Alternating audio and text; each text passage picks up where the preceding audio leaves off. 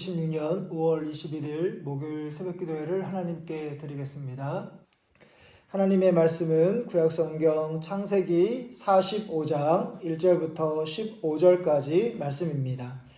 구약성경 70일면 창세기 45장 1절부터 15절까지 말씀 한 절씩 계속하겠습니다. 요셉이 시종하는 자들 앞에서 그 정을 억제하지 못하여 소리질러 모든 사람을 자기에게서 물러가라 하고 그 형제들에게 자기를 알리니 그때 그와 함께한 다른 사람이 없었더라. 큰 소리로 우니 애굽 사람에게 들리며 바로의 궁중에 들리더라. 요셉이 그 형들에게 이르되 나는 요셉이라. 내 아버지께서 아직 살아계시니이까 형들이 그 앞에서 놀라서 대답하지 못하더라. 형들에게 이르되 내게로 가까이 오소서. 그들이 가까이 가니 이르되 나는 당신들의 아우 요셉이니 당신들이 애굽에 판 자라. 당신들이 나를 이곳에 팔았다고 해서 근심하지 마소서. 한탄하지 마소서. 하나님이 생명을 구원하시려고 나를 당신들보다 먼저 보내셨나이다. 2년 동안 흉년이 들었으나 아직 5년은 밭갈이도 못하고 추수도 못할지라. 하나님이 큰 구원으로 당신들의 생명을 보존하고 당신들의 후손을 세상에 두시려고 나를 당신들보다 먼저 보내셨나니 나를 이리로 보낸 이는 당신들이 아니요 하나님이시라. 하나님이 나를 바로에게 아버지로 삼으시고 그 온 집의 주로 삼으시며 애굽 온 땅의 통치자로 삼으셨나이다. 당신들은 속히 아버지께로 올라가서 아뢰기를 아버지의 아들 요셉의 말에 하나님이 나를 애굽 전국의 주로 세우셨으니 지체 말고 내게로 내려오사 아들들과 아버지의 손자들과 아버지의 양과 소와 모든 소유가 고센 땅에 머물며 나와 가깝게 하소서. 흉년이 아직 5해가 있으니 내가 거기서 아버지를 봉양하리이다. 아버지와 아버지의 가족과 아버지께 속한 모든 사람에게 부족함이 없도록 하겠나이다 하더라고 전하소서. 눈과 내 아우 베냐민의 눈이 보는 바 당신들에게 이 말을 하는 것은 내 입이라. 당신들은 내가 애굽에서 누리는 영화와 당신들이 본 모든 것을 다 내 아버지께 아뢰고 속히 모시고 내려오소서 하며 아우 베냐민의 목을 안고 우니 베냐민도 요셉의 목을 안고 우니라. 함께 읽겠습니다. 요셉이 또 형들과 입맞추며 안고 우니 형들이 그제서야 요셉과 말하니라. 아멘. 오늘 말씀에서 드디어 애굽 총리인 자신이 요셉임을 드러낸 후에 하나님이 생명을 구원하시려고 이곳으로 보내셨다고 고백합니다. 5절의 말씀에서 당신들이 나를 이곳에 팔았다고 해서 근심하지 마소서. 한탄하지 마소서. 하나님이 생명을 구원하시려고 나를 당신들보다 먼저 보내셨나이다. 요셉의 고백에서 보듯이 그의 형들은 요셉을 종으로 팔아넘긴 장본인입니다. 이 일로 말미암아 요셉은 고난의 세월을 보내야만 했습니다. 사랑하는 가족과 떨어져 낯선 애굽 땅에서 종의 신분으로 살았으며 이후 보디발 아내의 모함으로 감옥의 죄수의 신세도 지었습니다. 그러나 하나님은 그와 함께 하셨고 형통한 삶을 살게 하십니다. 하나님의 지혜로 바로의 꿈을 해석해 준 덕분에 애굽의 총리가 되어 7년의 풍년과 이어지는 7년의 흉년을 관장하는 직위에 오릅니다. 이렇게 요셉의 신분은 종에서 총리까지 올랐더라도 그의 마음속에는 형들로부터 버림받은 아픔이 남아 있었는데요. 기근으로 곡식을 얻기 위해 온 형들을 만납니다. 요셉의 마음은 20년 만에 형들을 만난 반가움과 함께 자신을 버린 형들을 향한 미움도 있었을 것입니다. 이런 모든 과정을 겪으면서 요셉은 자신이 과거에서부터 지금까지 하나님의 간섭하심 하에 있다는 것을 깨닫게 됩니다.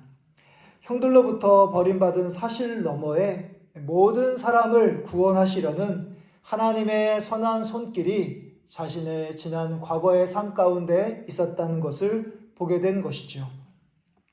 여러분들 중에서도 과거에 불행했던 일이라 생각했는데 지나고 나보니 하나님의 인도하심임을 깨달았던 경험이 한두 번쯤은 있으셨을 것입니다.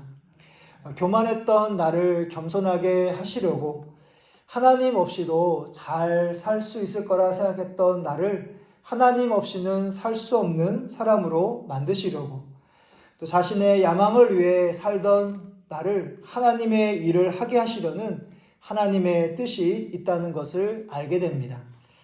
만일 우리가 예수님을 믿지 않았다면 평생 마음의 상처와 아픔으로 하나님을 원망하고 불평하며 지냈을 텐데 하나님께서는 우리에게 믿음을 주셔서 나의 과거의 인생을 하나님의 관점으로 바라보게 하십니다. 이것이 하나님의 은혜이며 하나님이 우리와 함께 하신다는 증거입니다. 그리고 지금부터 하나님께서 앞으로 하나님 앞에 서는 날까지 마찬가지 그렇게 하나님의 관점으로 여러분들의 인생을 바라보시기를 바랍니다. 장래에 어떤 일이 우리의 삶 가운데 일어날지 우리를 기다리고 있을지 우리는 알 수 없습니다. 어렵고 힘들지 않은 평탄한 삶을 살기를 간절히 바라지만 그렇지 않을 수도 있습니다. 그 순간 당장 고통스럽고 괴로울 수 있을 것입니다. 과거에 우리에게 있었던 그 불행처럼 또 오늘 말씀에 나와 있는 요셉이 형들로부터 버림받은 상처처럼 말입니다. 그러나 시간이 지나면서 우리는 이 또한 하나님의 섭리라는 것을 깨닫게 해 주실 것입니다.